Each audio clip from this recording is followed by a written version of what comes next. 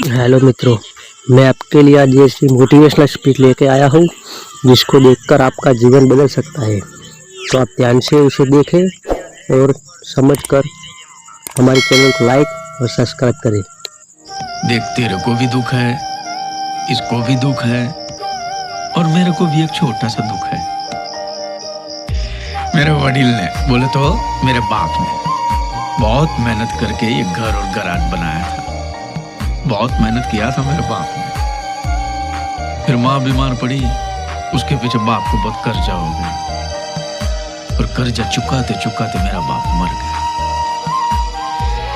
मेरे को मेरा बाप का इच्छा पूरा करने का है। मरने से पहले मेरे बाप के कर्जे का एक एक रुपया चुका के बार कुर्सी डाल के एक दिन के लिए भी मेरे को गर्दन उठा के बैठने का, ये मेरा सपना है। खुशियां बांटने से बढ़ती है और दुख बांटने से कम हो जाता है? चल, आज हम तीनों मिलके अपना दुख बांटे। ले, जिंदगी के रास्ते अलग अलग होते हैं, उसी रास्ते पर चलो जो सही हो, जिसमें कभी झुकना ना पड़े, गिरना ना पड़े। कभी ऐसा कदम मत उठाना जिसकी वजह से परिवार की इज्जत पर, नाम पर आंच आए। पैसा तो हर कोई कमा लेता है, लेकिन इज्जत कमाना सबके बस की बात नहीं। दुनिया के सबसे कामयाब लोग मेरिट लिस्टर्स नहीं थे। फोन बनाया ग्राहम बेल ने, बल्ब की खोज की एडिसन ने, कंप्यूटर बनाया चार्ल्स ने, आइंस्टाइन ने थियोरी ऑफ रिलेटिविटी थी, Nobel prize winner Rabindranath Tagore, Amartya Sen, Harigovind Khurana, Mother Teresa, Gandhi, Subhash Chandra Bose, ये रैंक होल्डर्स नहीं थे। लेकिन आज भी हम सब इन्हें मानते हैं। और ऐसा क्यों है? क्योंकि इन पे प्रेशर नहीं डाला गया था।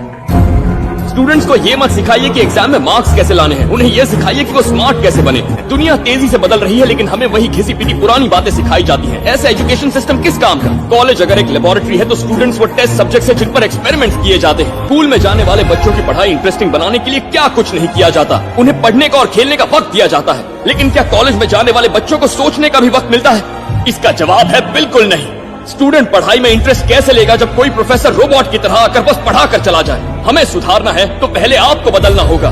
क्या इंग्लिश इंग्लिश इंग्लिश लगा रखा है बे? 4 साल का था मैं जब मेरे पापा जबलपुर में किसी हलवाई के यहाँ काम करते थे। अरे जिस बच्चे ने अपने बाप को जलेबी तलते देखा है वो तो यही सोचेगा ना कि जिंदगी में पैसा ही सब कुछ है। I did not choose this engineering life, sir, and neither did this engineering life choose me. 10th के बाद 2 साल लग गए इस कॉलेज में घुसने के लिए, कोचिंग में निकाल दिया। ना कुछ खेले ना कुछ सीखे, और 2 साल बाद जब यहाँ पहुंचे तो पता चला कि बड़े शहरों के कॉन्वेंट स्कूल के पढ़े बच्चे जब अंग्रेजी में बात करते हैं तो मरे हुए फूल भी खिल। तुझे क्या लगता है?